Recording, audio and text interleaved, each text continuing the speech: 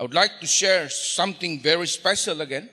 Ito po ay patungkol palagi ito sa tema natin. Ano ba talaga yung ating hantungan? Nais kong tignan natin ito palagi, paalala ito palagi sa atin. We need to remind ourselves. Let's all pray. Lord, we thank you. Kami ay umaasa sa kadakilangan ninyo, Panginoon, ang mga bagay na nais ninyong maibahagi o it is in my heart. And I need the guidance of the Holy Spirit as I share. Upang bawat isa sa amin nakahanda makinig. Nire-review ko po. I go against every spirit right now who are not interested in the Word of God. I cancel and I destroy you, spirit of no interest into the Word of God. I cast you out, leave this place right now. I am commanding you now. And only understanding and the love of the Word of God will dwell in the hearts of people. You don't have any place here. If there are any spirit that does not dwell in the words of God. Thank you for the peace which passes through all understanding. Thank you for the wisdom. In Jesus' name. Amen. Mayroon ho tayong kanya-kanyang kaparaanan when we think. Ako po, naging ugali ko ito wherever I am, whether nagtatrabaho, kilala ako ng mga miyembro natin. I will be the same person kapag kasama ko sila, and I will be the same person pag nandito ako sa loob ng church. Hindi ho magbabago yun. Minsan nagbibiro ako sa kanila, dito rin ho ay magbibiro ako na hindi naman siya foul, or whatever. So, now, ako po ay natutong mag-evaluate ng aking buhay every day. What have I accomplished? Ano ba yung natapos ko? Ano ba yung nangyari? Ano ba yung sinabi ko? Ano ba nangyari? Ano bang gagawin ko pa? Ano ba yung natira sa aking mga activity which I have listed? Ganun po ako. And then I will always evaluate. Ini-evaluate ko po yung aking kalalagayan bilang isang pastor at bilang isang naghihintay sa pagkuha ng Diyos. I will always evaluate myself. Baka mamaya maiwan ako because of my attitude and character and mga things like that. So yun pa lang, kahit na hindi mo pa ginawa, by entertaining thoughts like that, alam mo nang nagkakasala ako. Ako alam ko nang nagkakasala ako. So I have to evaluate and re-evaluate continuously. Pero ngayong umagang ito po ay gusto kong malaman natin na bawat isa sa atin dito sa mundong ibabaw, alam natin kung ilan na talaga yung natitira, ay hindi natin alam kung ilan yung natitira sa ating buhay. Ulit. Sino nakakaalam kung kailan siya mamamatay? Wala. No, wala. May taning, 6 na buwan ka na lang mabubuhay, pero hindi pa rin. Meron naman yung nasusunod ng ganon, pero fully we don't have any details kung kailan at anong oras. Pero kapag tayo po ay may ugnayan sa Diyos, we have full relationship with God and relationship with our Lord Jesus Christ, hindi tayo nangangamba kung ano na nga ba mangyayari sa atin in the near future. At salamat sa tulong ng Banal na Espiritu who gives us peace and who gives us assurance na hindi natin dapat pinoproblema yung kinabukasan, especially so when we are intimate in our relationship. Ito po, just so you know, ito po ay Psalms ni Moses na isulat lang po ito sa libro ng Book of Psalms. Hindi ho ito Psalms of David o Psalms ng kanyang mga kasama, but this is a Psalms taken from what Moses says before. Maaring di natin binibilang ang araw, pero napakainam. Sabi dito na i-practice natin because we gain the heart of wisdom. Sabi mo sa katabi mo, the heart of wisdom. When we count our days, ito kasi napakaliwanag teach us to number, to count our days. Dahil dito we gain understanding. not just an understanding, but we gain wisdom in numbering our days. Ibig sabihin, even in the past, when you count, kagaya ko, ay binibilang ko na yung aking taon, abay, lumalapit, sumasakit ang tuhod, sumasakit ang balakang, nagtataka na lang ko, bakit wala naman dati ito? Yeah, teach us to number our days. Ay mahalaga ho ito. Mga anak, mga magulang, from this day forward, when you count your days, hindi mo talaga alam kung kailan mangyayari. It's so bad, you know. So we don't know. Hindi ho natin alam. Hindi ako takot. I'm not afraid. Even my children, alam na kasi nila ito eh. Na kapag ikaw tikok ngayon, lalo na kapag kay Kristo ka, whoa! It's the beginning of eternity. Diba? Hindi ito kawalan. Hindi ito nakakatakot. Hindi na. Pero dati nakakatakot. Bakit ho? Kasi parang wala nang pagkakataong magkita pa, puro alaala. Sana, when we are rooted and founded in the Word of God, hindi tayo nag-aalala kung ilang oras na lang yung natitira sa atin because we are always prepared. Nakahanda ang bawat isa sa atin. So, tignan natin yung payo ni Apostol Pablo pagdating dito. At dito sa mga binasa ko, dito natin kukunin yung context of how are we going to apply, how are we going to put it into practice pag binibilang mo na yung oras mo. Binibilang mo na yung araw mo dito sa lupang ito. Kaya kami ay hindi nanghihina o pinanghihinaan hangkam nga aglupoy-lupoy. Hindi kami, ano ba sa Bisaya? Dili. Hindi ako pinanghihina ng loob, bagamat sa aking panglabas na pagkatao, ito, panis. Nabubulok. Nabubulok. At ang aming panloob na pagkatao ay hindi lamang ho once ang pagbabago. It is a change of attitude, change of heart, change of perspective. Araw-araw, binabago ako ng Diyos. Yan ang sulat ni Apostol Pablo. Kaya mainam mo na hinihimay-himay natin yung salita ng Diyos. Sapagkat inihahanda tayo nitong magaan. Magaan at temporary. Temporary ito. Nakapighatian. Kaya dito sa lupa, maalala niyo yung aking example na ito lang po ay konting kapighatian kumpara sa eternity. Na peace and joy, happiness, name it. Pero ito lang yung buhay ng tao, 100 ito. Yung kagalakan mo, forever and ever and ever, you cannot count it. Limitless. Yeah? Kaya ito yung sinasabi niya, panandalian lang ito, magaan. Panandalian, magaan na nga itong mga kapighatiang ito. Para sa walang hanggang di masukat. Kaya hindi mo na talaga kayang sukatin. Kaya natin sukatin yung number of our days, but the goodness of God is countless. Hindi mo siya kayang sukatin yung kalwalhatian na pwedeng ipamana ng Diyos sa'yo when you are faithful and continuously seeking Him with all of your hearts. Diniscuss natin ito last week. But we focus our eyes on the things that we can't see. At times, I am tempted to focus my eyes on the things that I can see. Yung nakikita kong bagay lang na pwede kong hawakan, tangible things. Hindi talaga natin pwedeng tanggalin ito dahil andito pa rin tayo sa lupa.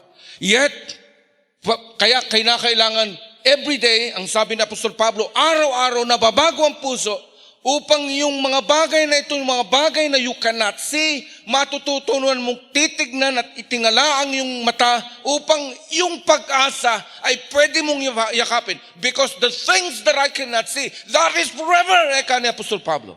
Kaya mga kapatid, I am encouraging every one of you to focus on the things that we cannot see. The Bible is talking about the Jewish people, the Jewish teachers, ang sinasabi nila. I will not mention. Well, sa Apostol Pablo. Buti pa kayo mga hintil, eka. Hindi ninyo siya nakita. Hindi nyo siya natanglaw. Hindi nyo siya napagmasdan. Subalit kayo ang yumakap sa Mesyas na nagbigay kaligtasan una sa mga Hudyo, bago ang mga Hintil. And so, we are blessed. Mapalad tayo na narito that we believe on Him, pero hindi natin siya nakita. But through the power of the Holy Spirit, ramdam natin ang presensya ng Diyos. Kaya we need to recognize continuously the Holy Spirit. Now, titignan natin ang mga practical application nito.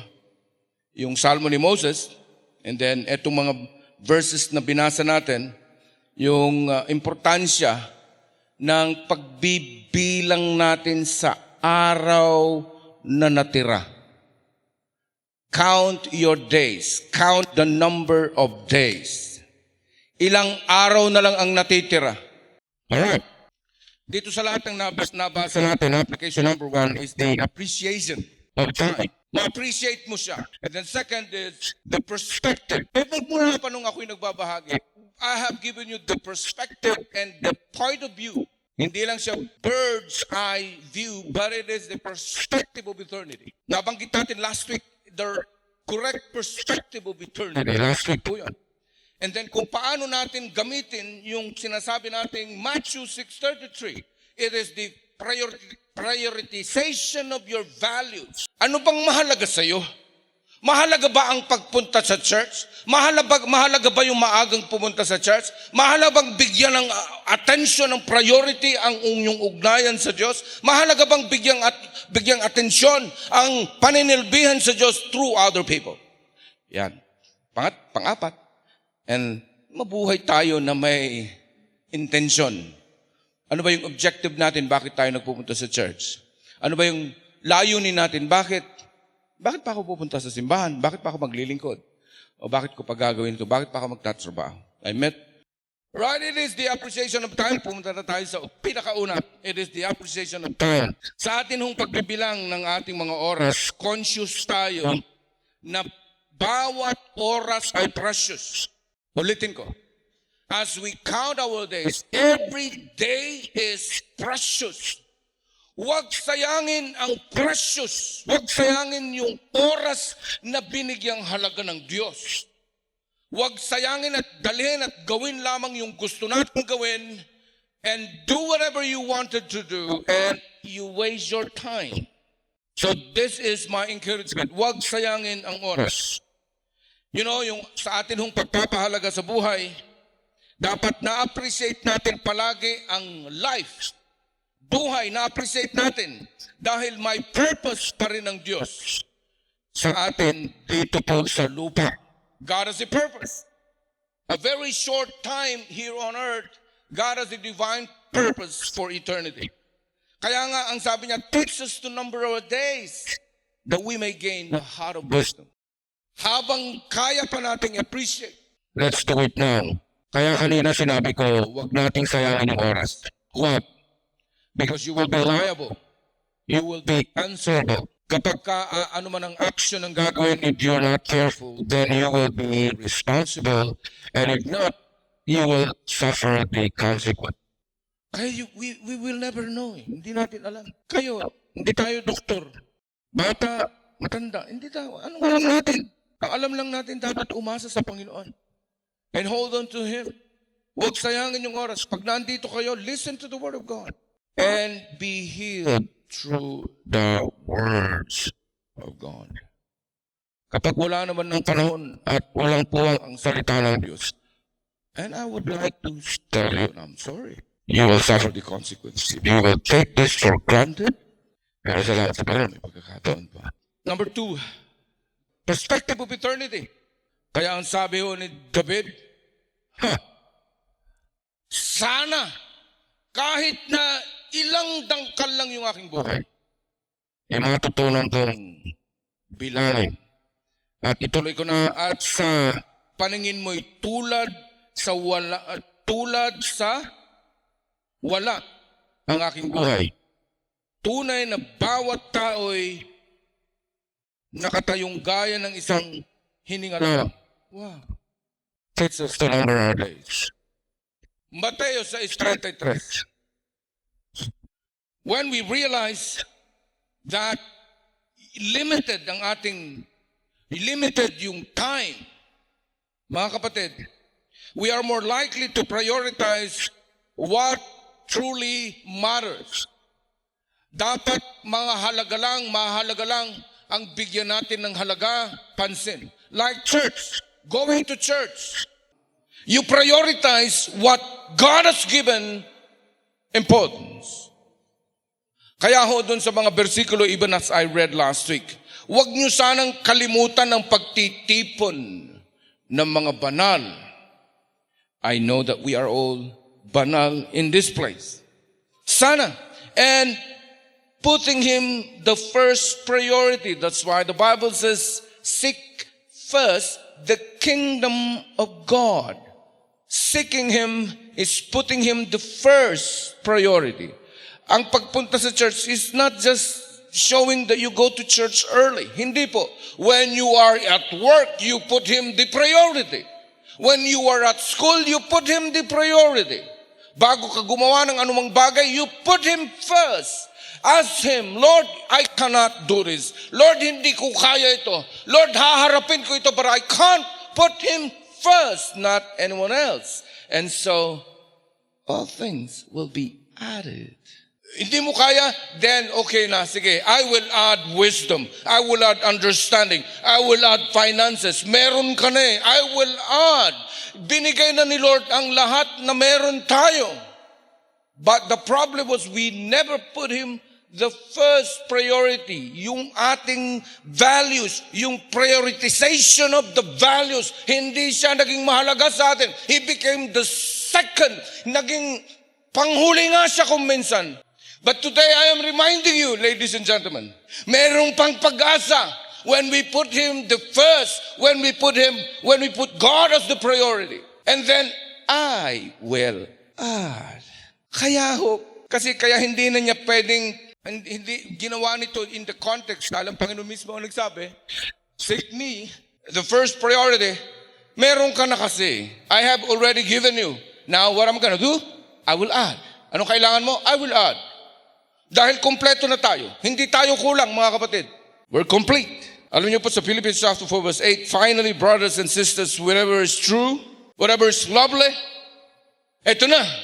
Sinasabi ni Apostol Pablo, whatever is true, whatever is noble, whatever is right, whatever is pure, whatever is lovely, whatever is admirable, if anything is excellent or praiseworthy, ponder these things. Put it the first. Mahalaga ba sa iyo ang pagbabahagi ng kabutihan ng Diyos? Mahalaga ba sa iyo yung you go to your work early? Mahalaga ba sa iyo ang values na ito, respeto? Mahalaga ba sa iyo na kapag ka may nagkasala sa iyo ay matutunan mo siyang patawarin? All of these values, ang Pilipino, punong-puno tayo ng values.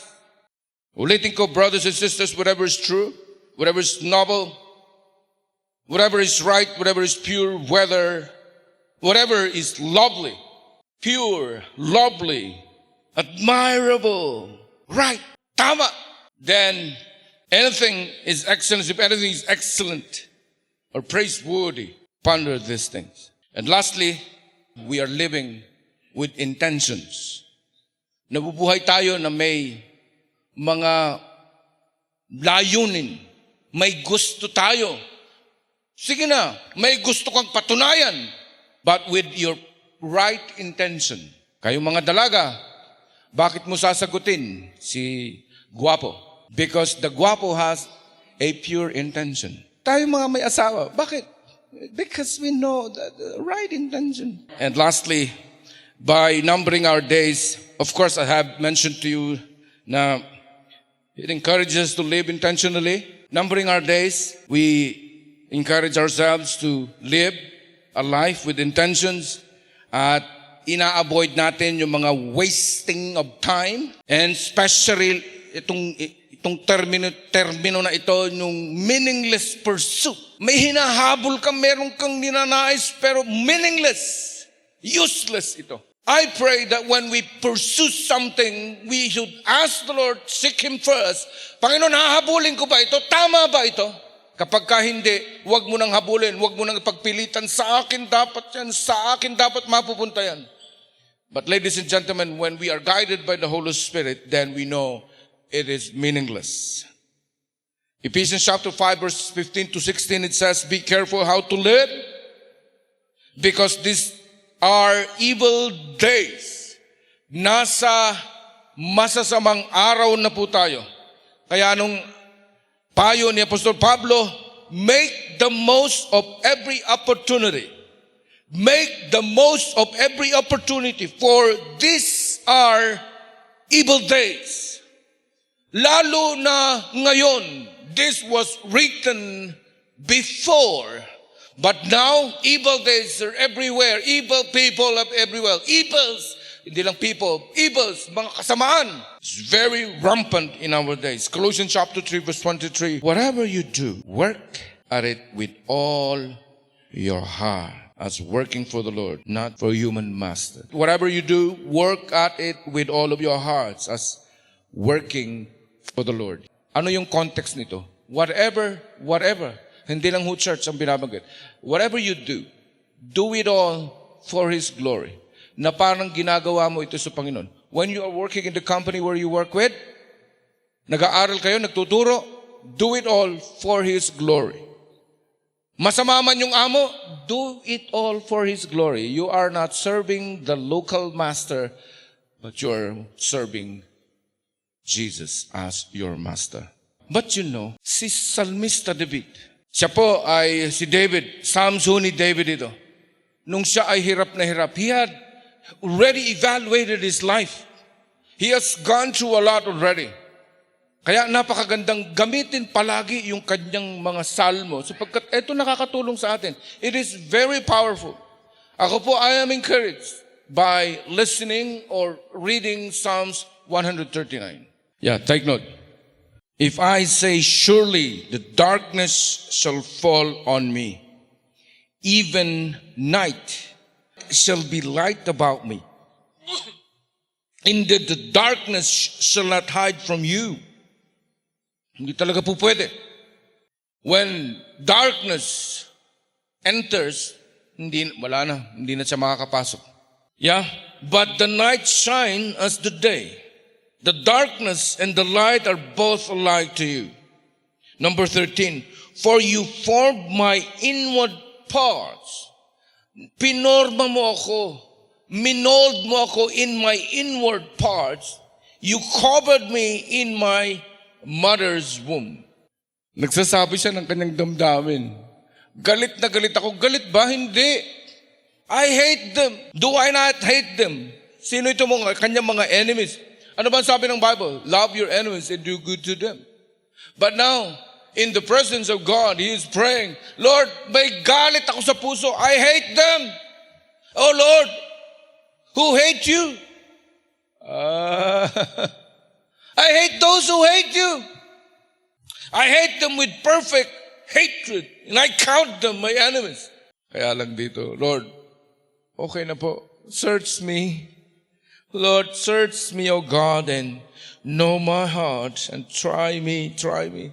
I hate them, but please search my heart and know my anxieties, and see if there any wicked way in me, and lead me in everlasting. Dito ho natin nakikita when we evaluate ourselves like what David did. Nakita niya kung saan siya galing. Even then, Panginoon, kahit naman ako pinuporma sa loob ng sinapupunan ng aking ina, you formed me, and I am fearfully and wonderfully made with your purposes. And so with Moses, then I will count my days. Though you have blessed me with life, I will count my days. Teach me to number my days, all right, that I may gain wisdom. Mga kapatid, I have given you all this upang maunawaan natin gaano tayo kahalaga sa Panginoon. And yung mga values that we carry. Ano bang values meron ka? Ano bang mahalaga sa buhay na ito ay binibigyan mo ng panahon? Marami, alam ko marami. You know, when we dwell in the values na nais ng Panginoon, hindi ba niya tayo aasikasuhin? When you put Him the priority, hindi ka ba niya aasikasuhin? Hindi siya yung Diyos na siya'y magsisinungaling. Hindi po. And so as we are waiting, mga kapatid, these are the suggestions. Appreciation of time. We appreciate every moment, every single second. At maging grateful. Umpisa yan ng pagpapala. Matuto kang magpasalamat. Kahit na ang pinagdadaanan mo ay hindi siya kapasapasalamat. But learn to thank Him. Dahil dangkal na lamang po ang ating buhay dito sa lupa. And so we are waiting for Him to take us. Mga kapatid, malapit na po. Gaano mang kalapit, we don't know. That's why it is my role to tell you patiently, let's keep on waiting.